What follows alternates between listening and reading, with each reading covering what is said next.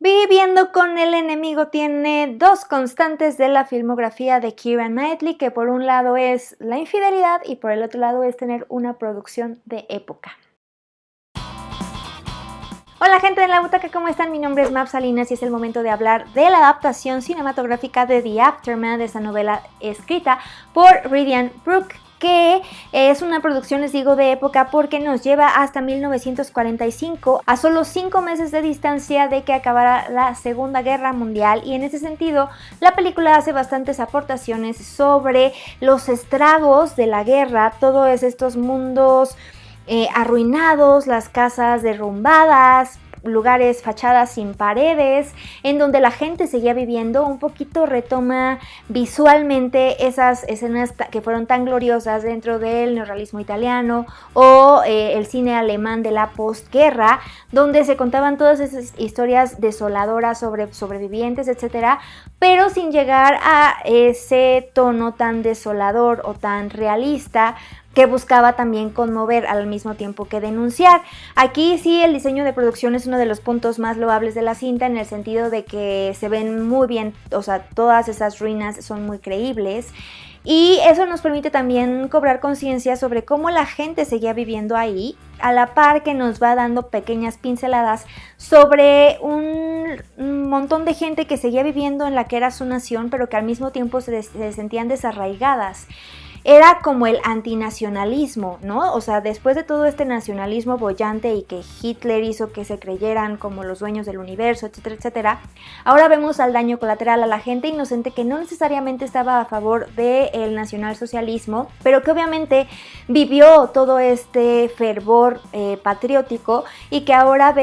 está tratando de reencontrar sus tradiciones, están tratando de mantener su humanidad en medio de todo este caos y del no sentirse ni siquiera dueños de nada ni de sus propias cosas, porque la guerra vino y la guerra se lo llevó, y no solamente cobró vidas de un lado, de los aliados, sino también de parte del eje. Y entonces estas son como las cosas incómodas que va tejiendo la película, hasta que las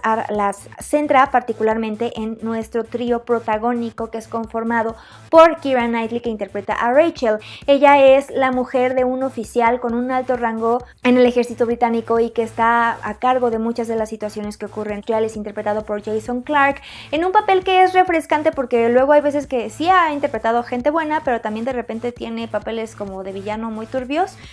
o de personas buenas que se van enturbiando conforme va avanzando la película. Y aquí no, aquí lo vemos como un hombre extremadamente ético, que ve la humanidad en las personas que son consideradas enemigas, que está tratando de hacer las cosas de la forma más diplomática y humanista que se puedan, para tratar de apaciguar y acallar ánimos, al mismo tiempo que se está enfrentando con otros oficiales de su mismo lado, del lado británico, que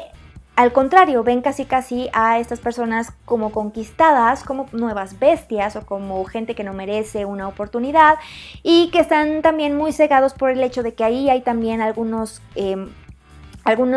pues pequeños subgrupos de personas que siguen idolatrando al nazismo y que de repente pues plantan bombas o hacen cosas como para dificultar el trabajo de los aliados que están tratando de poner orden a las cosas. Entonces se van viendo todas estas cosas desarrollarse, y todo eso hace este contexto social que nos plantea el director James Kent recubren al trío protagónico, y va haciendo que tenga mayor complejidad y mayor profundidad la interacción que se va a dar entre ellos tres, que por un lado tenemos a Rachel, Keira Knightley, del otro lado tenemos a su esposo Louis. Y todo empieza cuando Rachel llega a Reino Unido para estar finalmente con su esposo, después de que habían estado separados durante mucho tiempo durante la guerra. Ellos están cargando con una cierta cruz a cuestas, digámoslo así, y ella piensa que ya es el momento en el que finalmente van a poder estar juntos como marido y mujer, y cuando llega se da cuenta que no es así, porque el hogar al que van a llegar, que es una de las pocas casas que se mantienen en pie y que además es una mansión increíble, le pertenece a un hombre, Stephen Louvert, que es interpretado por Alexander Skarsgård. Y este hombre no solamente sigue viviendo ahí y les va a dejar su casa para irse a un lugar como de acogida, como a una especie de lugar en donde se pueden ir a refugiar las personas que se quedaron sin casa y sin objetos y sin nada, Pero su esposo Luis le dice que él y su hija, o sea que tanto Stephen como su hija, pueden quedarse en la casa siempre y cuando se mantengan en el ático, y es entonces como se empiezan a dividir la casa como por zonas. Y esto todo ante la inconformidad pues de Rachel, que no solamente no sabe quién es ese hombre con el que va a estar viviendo, es un posible nazi, sino que además pues pensaba retomar la relación con su esposo, y eso es difícil teniendo no solamente a la servidumbre ahí, sino también al dueño oficial de la casa, que ahora ya no es el dueño porque básicamente se le expropiaron para dársela a alguien ahí. Y entonces se va dando una relación bien difícil porque el personaje de Alexander Skarsgård, o sea, es dueño, pero no de todo lo que está ahí, y es su hogar donde creó varios memorias, pero ya no es suyo, ya no le pertenece. Entonces se van dando una como micro guerra, o sea, no armada ni obviamente no de violencia física, pero sí como de imposición y de tratar de ir descifrando ahora cuál va a ser el rol de cada quien en esa casa tan enorme. Y a pesar de todo eso se van a ir dando algunas otras cosas alrededor. La película, como demuestra el tráiler, no es spoiler, se ve en el tráiler luego, es como hay un pequeño acercamiento entre Rachel y Stephen, y pues por ahí anda también el esposo. Entonces, y por eso les digo que retoma uno de los temas principales en la filmografía de Keira Knightley, que es la infidelidad. Ya la vimos siendo Anna Karenina, que es uno de los símbolos de mujeres infieles más grandes de la literatura y también del cine. En Colette también tenía una relación ahí un poco abierta. En La Duquesa también tenía una relación marital abierta. ¿No? Y además está en esta onda de las producciones de época, como La Duquesa, como Colette misma, como Orgullo y Prejuicio, etcétera, etcétera. Por ejemplo, también Solo una noche, esta película que es como más contemporánea, también hablaba sobre una pareja con, pues, una relación un poco desgastada, y entonces también se abre la puerta a la infidelidad. Y pues la película, la verdad, lo más interesante son las aportaciones que les decía al principio sobre cómo se retoman a lo mejor ciertos elementos de escuelas anteriores en la historia de la cinematografía, o justamente estas dificultades en la convivencia.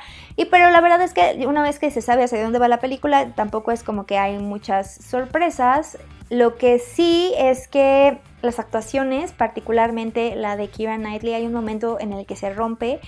en la película y es sublime, es supremo. Y demuestra ella porque siempre es una de las actrices recurrentes en los dramas, porque realmente tiene un muy buen desempeño histriónico. Y por otro lado, el que a mí me sorprendió muchísimo fue Jason Clarke, porque no me esperaba ese registro, ni verlo tampoco sumergirse también en estos aspectos dramáticos, que también hay un momento en el que su personaje se rompe y es brutal. Entonces esos son los dos grandes momentos de la cinta, que pues obviamente se desenvuelve como se desenvuelven muchos triángulos amorosos, y pues igual y sí hay como alguna sorpresa ahí al final, pero pues ya no les diré más para no spoilear. Y pues eso sería todo por mi parte. Les recuerdo que pueden seguirnos en todas nuestras redes sociales en La Butaca, donde nos encuentran de esa manera, o a mí me encuentran como Map Salinas, y que también pueden darle like al video, suscribirse al canal, compartirlo y comentar aquí abajo qué les pareció la película o a qué otras cintas les recuerda, ¿no? Eso sería todo por mi parte. Muchas gracias por su atención y bye.